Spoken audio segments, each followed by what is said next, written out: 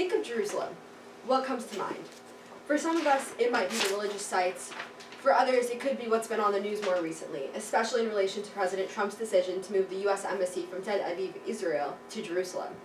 But an easy way to think of Jerusalem is actually to think of Boston. It has everything from history to commercial centers, and it's all interconnected. In this map, you can see Jerusalem, and in it you have homes, settlements. Those religious sites that I mentioned earlier are in the old city right here. And you have hospitals, schools, shops. Everything is in Jerusalem, and in it, it's really easy to see how interconnected the Israeli and Palestinian conflict really is, which is exactly why this conflict hasn't been resolved for the past 70 years.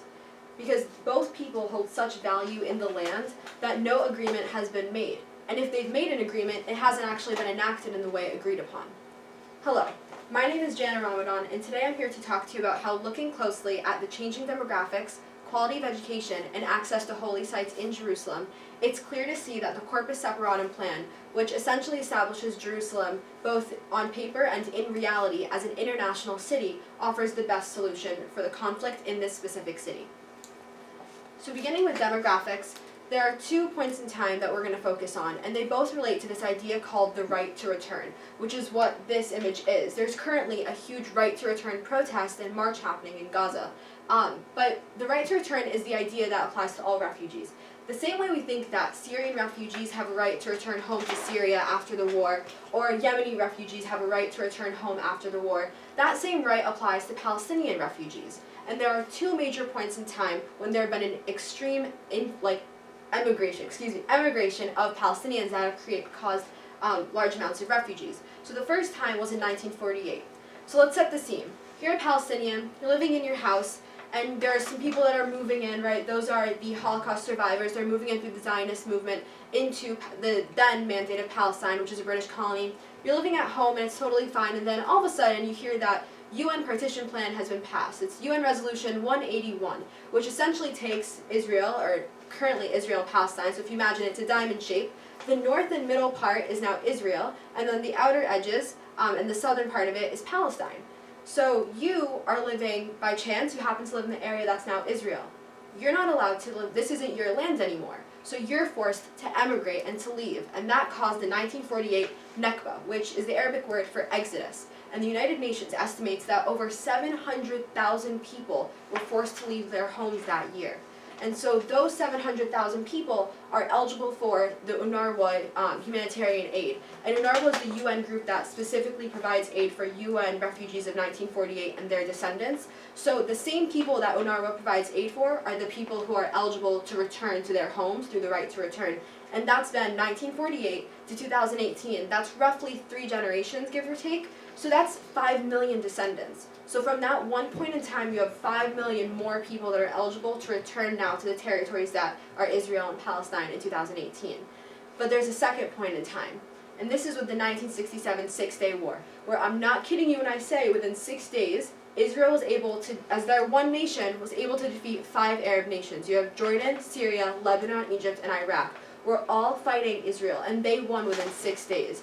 That alone is enormous for an example of military strength.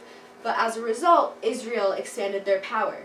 They went up north into Syria, they went to the east to Jordan, which means they went through Palestinian land there, and then they also went south all the way to Egypt. They conquered a lot of land after this war, which they were eventually forced to give up after, but in the process of taking all that land and going through the territories that were Palestine, they created over 300,000 refugees as estimated by the UN.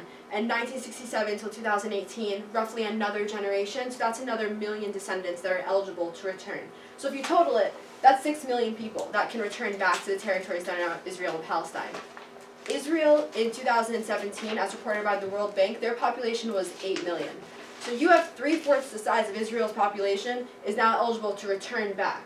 And if they do, it'll cause monumental changes for the population in Israel as a whole and in Jerusalem, because West Jerusalem is now mostly settled and taken by Israel. So you have people who are able to go and move there as well. And so practically overnight, the entire demographics would change. And that would leave Israel with 3 options. The first is to remain democratic and you have the people vote, and that's like fine, but you're going to have to lose your Jewish identity then, because the majority of your population isn't going to be Jewish. But let's think about it for a second. Israel is a Jewish nation.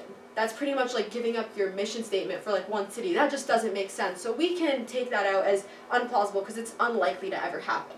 The second option is to not be democratic in Jerusalem, but to keep your Jewish identity. And you can argue that's what's currently happening by the status quo, because you have Palestinian Jerusalemites who are born, they're not eligible for Palestinian citizenship because Jerusalem is not part of Palestine, but they're also usually, as reported by the Washington Post, if they apply for Israeli citizenship, they don't really get it. So there are stateless people, essentially, living in Jerusalem, versus Israeli Jerusalemites have the access to become Israeli citizens and vote. And since Israel, by status quo, is running Jerusalem, that leaves a situation where the Palestinians, Jerusalemites, aren't being represented, and they're not having a say in anything. But that's also what we're trying to fix, because that's the Israeli-Palestinian conflict right now in Jerusalem. So that's not a solution, that's the current situation. So that leaves us with the third option, which is the corpus separatum plan. And it might sound kind of petty, but if you think about it, it's kind of a, if I can't have it, neither can he. So if Israel can't have it, neither can Palestine. If Palestine can have Jerusalem, neither can Israel. So that ends up having everyone is able to now vote, they're able to choose their government and what they want, how they want to be represented, regardless of the demographic changes that occur, but they'll be able to have their rights. And so the corpus separatum plan is the only one that would resolve the conflict in the aspect of demographics, while also ensuring the rights of these people. The second part is education. So we're going to take you through 3 textbooks that are used in Israel. And this was, these are examples taken from a study done by the Council of Religious Institutions of Holy Land, which is a group composed of Muslim, Jewish, and Christian leaders, and they're funded by the U.S. State Department. And so these are some excerpts that they found. The first is from an Israeli state book. So you can read the quote, but what I want to pull your attention to is that it's Arab countries waging a total war against Israel, or wanting to. So when you say a total war, that's different than just like a everyday, not an everyday war, but different than a war. It means you want to eliminate your opponent, which is essentially saying that, or implying that Arabs want to get rid of Israel. So if you're a student learning from this book, you learn that Arabs don't like you, which means that you also aren't going to like the Arabs in that sense, because they don't want you around, and who wants to feel like that? The second option is the ultra-Orthodox book. So for those of you who don't know, ultra-Orthodox Judaism, so it's a more Jewish version of, a more religious version of the Israeli state book. And it says essentially the same thing, but this time with a more fable and a biblical version of it. But it calls the Arabs the wolves and Israel as a lamb. But if you think about wolves, that's like saying the Arabs are beasts, like they're animals, they're vicious. So that's also implying a negative connotation. And note that in both of the books, they don't call Palestinians Palestinians, they call them Arabs, which is a choice of language that Israel carries on their linguistics as a whole throughout all of their paperwork or whatever they write. And the third version is the Palestinian book, which, if you look at it, does not even explicitly say Israeli. It just says the enemy.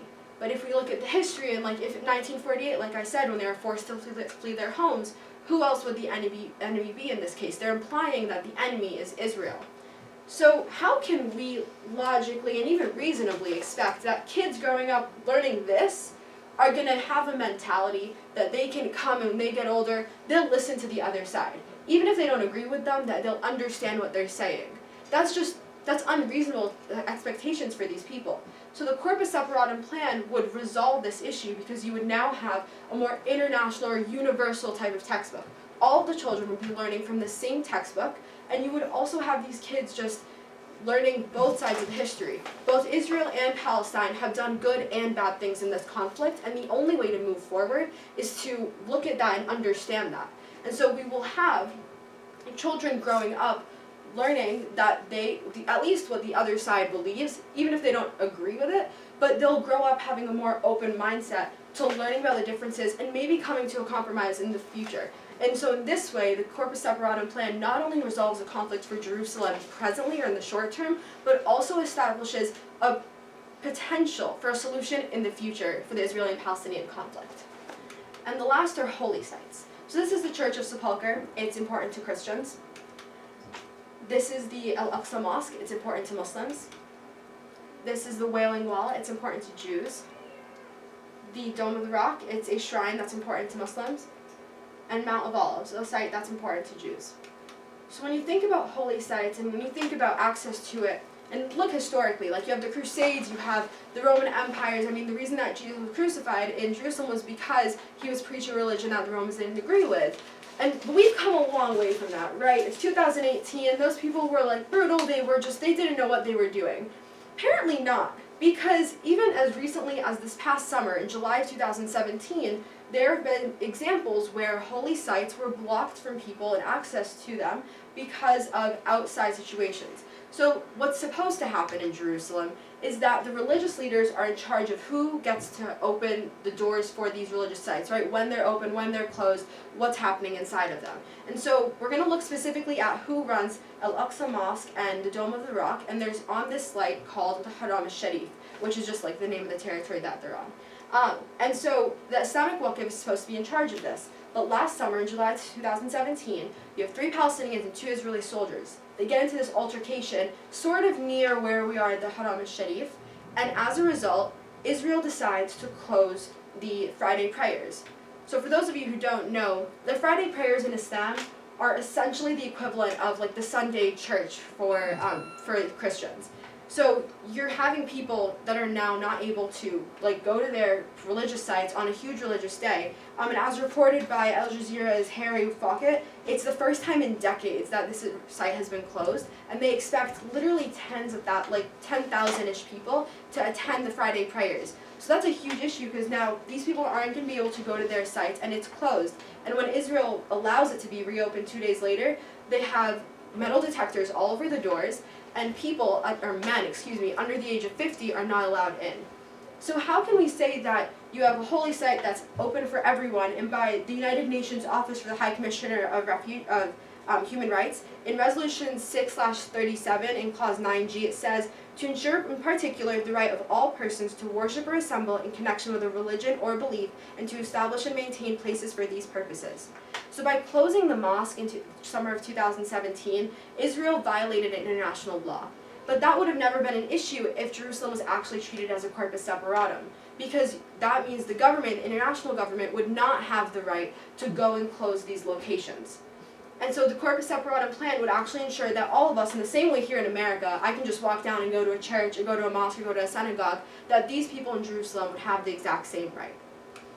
So when you look at these examples, it's clear that the corpus separatum offers the best solution.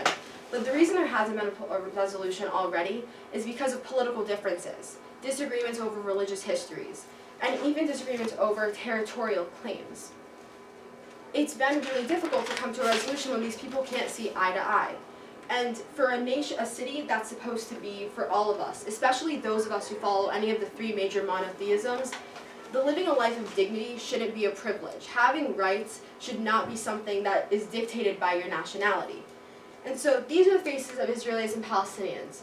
These are people who may have been victims of a humanitarian crisis that came out of the Israeli and Palestinian conflict. These are people who may have been victim of the world's longest siege that's taking place because of this conflict. But none of them, not a single one of them, have seen peace in their homes for more than 70 years. I'm here today talking to you on the 10-year anniversary of the Gaza War, the 51st anniversary of the 1967 Six-Day War, and the 70th anniversary of the Israeli and Palestinian conflict. It's our responsibility at this point that these 70 years don't become 100, because we know what these people deserve. They know the lives that they deserve. It's just our responsibility at this point to make sure that their governments see that too. Thank you.